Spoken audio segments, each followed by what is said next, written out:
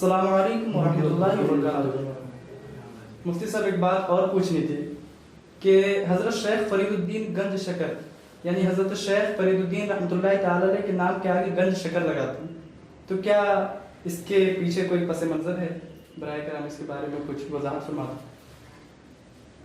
حضرت شیخ فرید الدین گنج شکر رحمۃ اللہ علیہ کو گنج شکر کہا جاتا ہے۔ اس کی ایک وجہ تسمیہ اس کی یہ ہے کہ ملفوظات اعلیٰ حضرت حصہ چہارم صفحہ 482 پر یہ بات موجود ہے کہ حضرت شیخ فرید الدین گنج شکر رحمۃ اللہ علیہ پر ایک مرتبہ 80 فاقے گزرے، اور ان فاقوں کی وجہ سے آپ کا نفس الجو الجو پکار رہا، یعنی ہائے بھوک ہائے بھوک۔ آپ نے اس نفس کو بہلانے کے لیے اپنے منہ میں کچھ سنگریزے رکھ لیے، تو جیسے وہ سنگریزے اپنے منہ میں رکھتے تھے وہ شکر بن جایا کرتے تھے۔